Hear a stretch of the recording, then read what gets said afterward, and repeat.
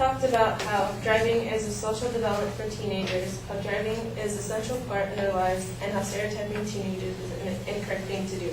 Now I'll talk about the graduated driver licensing, the GDL, and how it's helping teenagers drive safer, and how car creators are now making cars safer for everyone to be in.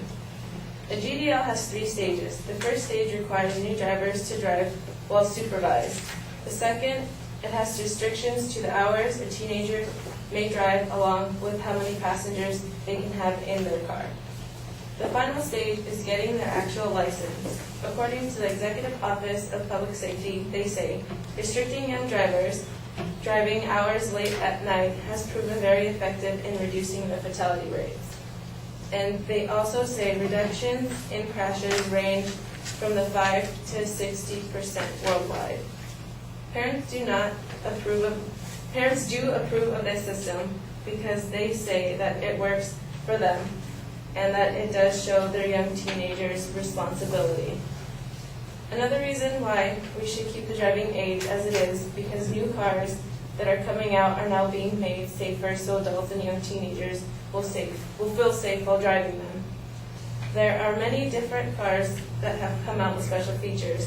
The car companies like Lexus, BMW, and Ford all have self-parking cars. This comes in handy for all ages because the car detects how far other cars are away from it, so there will be less collisions. Cars nowadays also even have a camera so you can see what is behind you, minimizing collisions from behind.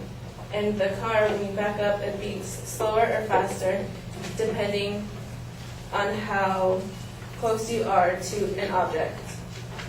A couple of cars now even have a sensor that knows when the driver is drifting to the other lane, that it'll correct you when it senses this.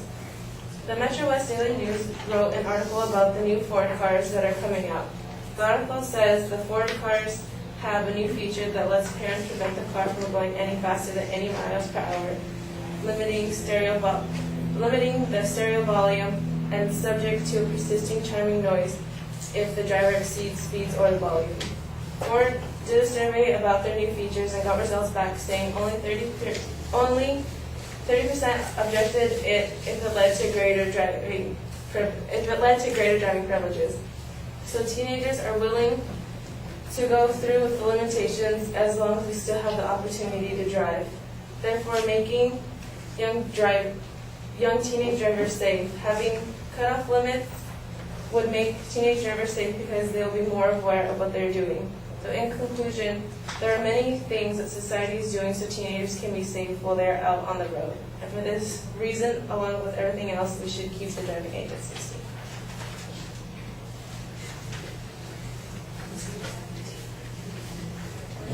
Time card should be for 4 minutes. Yeah. I was like, He had like 4 minutes. I was looking.